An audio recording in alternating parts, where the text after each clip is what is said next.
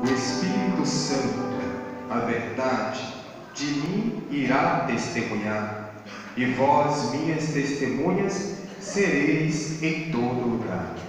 Aleluia, aleluia, aleluia. O Senhor esteja convosco. Proclamação do Evangelho de Jesus Cristo segundo Mateus.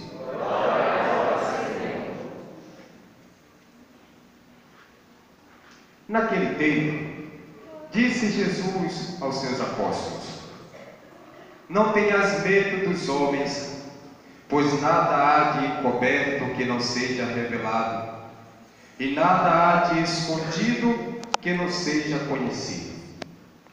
O que vos digo na escuridão, dizei-o à luz do dia. O que escutais ao pé do ouvido, proclamai-o sobre os telhados. Não tenhas medo daqueles que matam o corpo, mas não podem matar a alma. Pelo contrário, temei aquele que pode destruir a alma e o corpo no inferno. Não se vendem 2 pardais por algumas moedas? No entanto, nenhum deles cai no chão sem o consentimento do vosso Pai. Quanto a vós, até os cabelos da vossa cabeça estão todos contados. Não tenhas medo.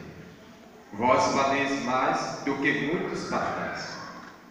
Portanto, todo aquele que se declarar a meu favor diante dos homens, também eu me declararei em favor dele diante do meu Pai que está nos céus. Aquele, porém, que me negar diante dos homens, também eu o negarei diante do meu Pai que está nos céus. Palavra da salvação. Glória a vós, Senhor. Queridos irmãos e irmãs, Jesus vive ao Senhor. Ao celebrarmos este 12º domingo do tempo comum, a Santa Liturgia e a Palavra de Deus, vem nos chamar a atenção para a dignidade que cada um de nós tem como cristãos, como seguidores de Cristo. A importância que nós temos, a dignidade, o valor que nós temos na qualidade de cristãos. Bem verdade que ser cristão para alguns é simplesmente ser batizado em nome do Pai, do Filho e do Espírito Santo, como que uma forma de sair do, entre aspas, paganismo espiritual. Eu vou batizar para não morrer pagão, vou batizar o meu filho ou minha filha para que não morra pagão, simplesmente para se cumprir um rito ou uma tradição. Não importa muito se os pais estão preparados para darem testemunho ou não. Não importa muito se os padrinhos estão preparados, habilitados para fazerem isso ou não. O que importa é que o padre diga, no dia do batismo do meu filho, da minha filha, da minha neta, sabe lá quem? Eu te batizo em nome do Pai, do Filho e do Espírito Santo. Disse essas palavras, o céu já está garantido. O inferno não vai estar para essa pessoa, logo, não importa como será o seu testemunho de vida, importa que Deus é Senhor dessa pessoa. Aí, nós temos alguns cristãos que só aparecem na igreja quando não para batizar seus filhos, aparece quando morre, ou para pedir uma missa de 7º dia, 30º dia, ou para celebrar uma missa de 1 ano de falecimento e por aí em diante. E se o padre não celebrar a missa naquele 7º dia, ou a alma não subiu para o céu e se estava no purgatório, despegou de lá, porque tem que ser 7 dias contado. Mentalidade de quem só segue a fé cristã por ouvir falar. A tradição, aquilo que eu aprendi é mais importante. Só vai aparecer nesses momentos mais importantes, né? Ou então quando é convidado para o casamento. Isso se não chega atrasado. A noiva que vai marcar a data do casamento, tem que cumprir a tradição de atrasar 30, 40 minutos, 1 hora, 2 horas, porque se a noiva atrasar, dá azar. E assim, a vida do cristão se resume em apenas práticas tradicionais, em que as pessoas vivem como se Deus não existisse, porque só procura Deus nesses lugares. Existem outras qualidades de cristãos que só procuram o Senhor Deus na hora da necessidade. Está desempregado, está doente, está faltando alguma coisa. Quando eu não consigo mais resolver, quem sabe nosso Senhor me venha a valer neste momento. Quando eu não procuro a Deus pelo amor, parece que tenho que chegar até o final do poço para reconhecer que tenho que olhar para cima e perceber que a minha luz está lá. E eu é que não estava valorizando o momento. Quem não procura o Senhor pelo amor, vai procurar, diz o ditado, pela dor. Existem outros cristãos que acham que não precisam viver uma fé na comunidade. Eu sou cristão, padre, mas eu faço as minhas orações em casa, faço a oração do terço todos os dias, eu acordo 3 horas da manhã para rezar, eu não falto a minha devoção ao Santo Terço, mas já tem tanto tempo que eu não vou à missa. E aqueles mais outros com certas ocupações da vida vão dizer: eu não vou, padre, mas eu assisto a missa do padre Marcelo Rossi toda semana. Eu assisto a missa na TV Século XXI, na Canção Nova, na Aparecida. Isso significa que eu estou no caminho. Eu não sou uma pessoa muito santa, mas eu estou no caminho. Para dizer, existem cristãos de todos os tipos. Como também só existem aqueles cristãos que se chamam esquenta-bancos de igreja. Malmente participam da missa dominical e, se por acaso chamar para algum serviço na comunidade do Senhor, não, padre, não tenho tempo não. Olha o trabalho, tem que cuidar dos meus filhos, tem que cuidar do meu marido, tem que cuidar da minha mãe que está doente, tem que cuidar disso, tem que cuidar daquilo. Logo eu não posso. Eu já vou para a igreja, eu já consagro o dízimo, eu já dou a minha oferta, eu já estou fazendo o meu melhor para Deus. O restante, existem cristãos de todos os tipos. A palavra de Deus vem nos chamar a atenção para a nossa dignidade como cristãos, da importância que nós temos como cristãos. Ser cristão não é simplesmente ser batizado, receber o sacramento do batismo, fazer a primeira comunhão, ou receber o sacramento do crisma, que depois que o bispo dá o sacramento e bate no rosto da pessoa, que não se lembra desse tapinha no rosto, bate no rosto da pessoa dizendo: a paz esteja contigo, tu responde: contigo também, daí some. E parece que aqueles que receberam o sacramento já não precisam mais, porque já cumpriram a sua obrigação. Não é isso que nos torna cristão. O que nos torna cristão, vai dizer o Senhor no Evangelho de São Mateus, no capítulo 10, no versículo 32 seguintes: todo aquele que se declarar a meu favor diante dos homens, também eu me declararei diante do meu Pai que está nos céus. Ser cristão significa declarar-se por Cristo diante dos homens, dar testemunho de Cristo diante dos homens. Isso é ser cristão.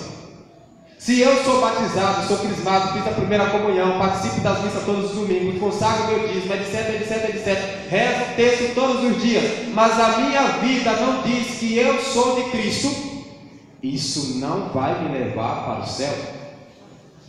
Todo aquele que se declarar por mim diante dos homens, também eu me declararei em favor dele diante do meu Pai que está nos céus. Ser cristão, poderíamos dizer, no tempo de hoje, não é privilégio, nunca foi e não vai ser hoje. Ser cristão não é privilégio. Na verdade, não tem privilégio nenhum de ser cristão nessa vida. Repito uma frase que o padre já disse algumas vezes, de um santo da igreja que não me vem à memória. Ele dizia: aquele que encontrou-se com Cristo, aquele que um dia se encontrou com Cristo e se apaixonou por Ele, perdeu o direito de viver sossegado. Repare, se não, tudo tudo era gostoso na vida antes de você conhecer o amor de Deus, né? Depois que nós conhecemos o Senhor, não podemos mais fazer o que nós fazíamos antes e que achávamos que era certo. A nossa consciência nos diz: isso está errado. Você pode até tentar ocultar a verdade com a vida errada, se conformar com o errado como se fosse certo, mas lá no fundo, a sua consciência vai estar dizendo ao seu coração: está errado. Por isso vai dizer o Senhor um pouco mais acima: tudo aquilo que está escondido, cedo ou tarde será revelado. Não adianta viver uma vida errada ocultando-a como se fosse certa. Deus vai nos revelar a verdade, e talvez não tenha tempo de eu me justificar. Hoje, sim, eu posso mudar. Não há privilégio em ser cristão hoje. Ser cristão hoje, para nós, é um grande prejuízo. E por que é prejuízo? Porque colocar-se no caminho de Cristo, este que nós pregamos e vivemos, subentende-se passar pela cruz. Aquele que quiser me seguir, diz o Senhor, renuncie a si mesmo, tome a sua cruz cada dia e me siga. E por onde foi que ele passou, senão pelo Calvário? Não há vantagem de ser cristão. Não há vantagem de ser cristão se você antes não aceita passar pelo caminho da cruz. Ele passou por primeiro para que nós tenhamos a mesma coragem, imitar os passos do Mestre. Não há vantagem em ser cristão, porque implica ser cristão, escolher, decidir-se pela verdade. E a verdade machuca, a verdade dói, a verdade destrói. E se vocês não entenderam até hoje, o padre vai falar mais claramente: a verdade mata. E é por isso que tem muitos que preferem viver na mentira, ocultar-se, cometendo um pecado de omissão, para não se comprometer com o outro, não ser excluído ou não terminar no mesmo lugar. Quando você opta pela verdade, você se torna uma pessoa excluída. Quando você apontar o dedinho da verdade na direção de alguém, essa pessoa vai te excluir, vai fazer de tudo para te pegar em uma situação, para te contradizer e depois jogar na tua cara: que moral você tem de falar se você é pior que eu? E como nós sabemos aonde é que o nosso calo aperta, onde é que está a fragilidade do nosso teto, o que é mais preferível para nós? É melhor não falar da tua vida, porque você não fala da minha, viva você na sua vida de pecado e deixe eu que viva a minha. Não é assim? Eu não falo da tua, você não fala da minha, então cada um por si, e Deus que tenha misericórdia de todos. Escolher ser cristão não é vantagem, é prejuízo. Escolher ser cristão implica que você todos os dias decida pela vida. E o padre não está falando desta vida física que cedo ou tarde nós vamos deixar levar. É da vida espiritual, da vida eterna. Todos os dias nós somos chamados a escolher o céu, escolher a vida eterna. E parece que nós somos traídos por nós mesmos, porque mesmo querendo o céu, nós escolhemos muitas vezes a vida do inferno, a vida de pecado. O pecado é uma declaração contra o amor de Deus. A vida de pecado é uma declaração contra o nome de Jesus. Quem vive no pecado se torna inimigo de Cristo. E todo aquele que me negar diante dos homens, também eu o negarei diante do meu Pai que está nos céus. E todo aquele, não importa quem, se é novo ou se é velho, que se declarar contra mim diante dos homens, eu também farei com ele a mesma coisa diante do meu Pai que está no céu. Ser cristão parece que não é vantagem. E se alguém está procurando a vantagem do ser cristão, vai ter que procurar um outro tipo de igreja por aí, onde as coisas pareçam ser mais fáceis. Mas este caminho esta verdade e esta vida que Ele trouxe para nós, não há vantagem nenhuma se nós não fizermos do modo dele. Constantemente nós escutamos o padre falando sobre a vida matrimonial, porque o padre tem sim a intenção de direcionar, focalizar a palavra de Deus para a tua família. Porque se você não for santo dentro de casa, pense você que vai ser santo dentro da igreja. Não vai. O lugar da nossa santidade começa dentro de nossa própria casa, e é lá onde nossas máscaras caem quando nós chegamos. Aqui, aparentemente, todo mundo é santo e todo mundo quer ir para o céu. Sim ou não? Sim. Dentro de casa parece que nem todo mundo é santo. Por quê? Porque conhecemos-nos e conhecemos os pecados e as quedas do outro, e muitas vezes não o encontramos com os olhos de Deus.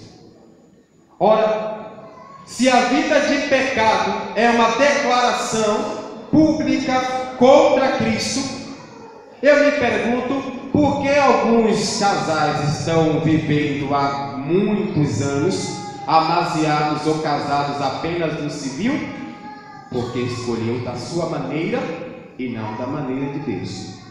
Escolheu dar testemunho diante de um juiz de paz, porque dá testemunho diante do altar do Senhor. Ah, mas parece que o padre só vai falar da minha vida. Talvez porque a água mole em pedra dura, tanto bate que se a água não acabar, entre no seu coração e você entenda que você vai para o inferno se não mudar essa vida que você tem. Todo aquele que se declarar contra mim, eu vou me declarar contra ele. Ah, padre, mas existem casais que estão casados na igreja, que receberam a bênção, mas que vivem a vida completamente errada, cheia de adultério. Vai para o inferno também. Porque escolheu fazer do modo do homem, não do modo de Deus. Deus sonhou o matrimônio para que seja santo. Se dentro do matrimônio não se vive a santidade, não tem vantagens também. E se dentro do meu namoro eu já estou vivendo na impureza, pecando contra a minha castidade, fazendo relações sexuais no namoro, o que deveria ser abençoado por Deus é pecado também. E nós estamos na cultura do experimenta para ver se tu gosta, né? E você está experimentando o corpo das outras pessoas como se fossem objetos do prazer. E se eu não gostei daquele rapaz ou daquela menina porque não faz o meu tipo, tem tantos por aí. Eu tenho que fazer sexo para entender se aquela pessoa que está namorando comigo vai me dar o que eu quero durante a minha vida toda. Olha, isso é pecado? E por que é que isso nos dói tanto? Porque nós fazemos isso, ou não? Nós fazemos isso. A palavra de Deus não é para aqueles que estão lá, que não vieram, para nós que estamos aqui. E nós que estamos escutando é que precisamos colocar em prática enquanto é hoje, o dia de amanhã, ninguém sabe. Se tu morre nesse tipo de pecado, o que é que tu vai dizer diante de Deus? Ah, Senhor, eu não sabia. O Frei Negão não me disse. Não está escrito na Bíblia, por isso eu não segui. Todos nós temos a oportunidade de mudar para Deus hoje, enquanto é hoje. Eu perguntaria: o que tu estás fazendo com a tua vida eterna? Com a tua santidade? O que tu estás fazendo com a tua felicidade? O que estás fazendo? Vamos vivendo e vivendo do modo do homem, imaginando que isso é do modo de Deus. Não há nada que tu faças no escondido que um dia não venha a ser revelado. Eu só tenho, se for tarde demais, para que a verdade venha à tona.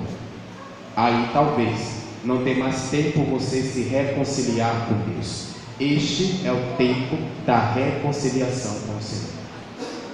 É o tempo de examinarmos a nossa consciência para procurarmos colocar em prática os mandamentos da lei de Deus, que Cristo catequeticamente resume para nós em: coloque Deus em primeiro lugar em sua vida, amar o Senhor teu Deus acima de tudo, e coloque o próximo entre você e Deus, para que você, coloque Deus entre você e o próximo, para que tu vejas o próximo com o olhar de Deus. Se tu colocas Deus entre ti e o teu próximo, entre ti e a outra pessoa, honrar pai e mãe é possível. Se Deus não estiver no centro, então os desrespeitos que temos para com os pais é permitido. Se tu colocas Deus entre ti e o outro, a outra pessoa, não matar é permitido, mas se tu tiras Deus do centro, então você pode acabar com a vida de qualquer pessoa. Sem Deus, tu podes fazer tudo o que tu quiseres: matar, pecar contra a tua castidade, perder a virgindade, furtar e pegar emprestado e não devolver é roubo, e fazer dívida no cartão dos outros e não pagar é pior ainda. Prometer e não cumprir é pior, cuida. Levantar falso testemunho é permitido se Deus não estiver. Desejar a mulher do próximo, não te contentando com a que tu tem dentro de casa, e o homem também, né? Porque cobiçar tudo aquilo que é do outro, tudo isso é permitido se Deus não estiver entre ti, entre tu e o outro. O que eu estou fazendo com a minha santidade? O que eu estou fazendo com a minha vida eterna hoje?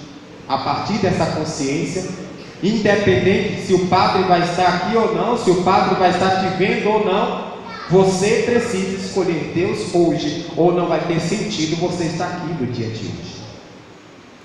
Declarar-se por Cristo é a nossa dignidade de ser cristão, é a nossa maior missão, que já começa em casa e consequentemente fora dela. Declarar-se por Cristo: todo aquele que se declarar em meu favor, diz o Senhor, diante dos homens, eu também me declararei por ele diante do meu Pai que está no céu.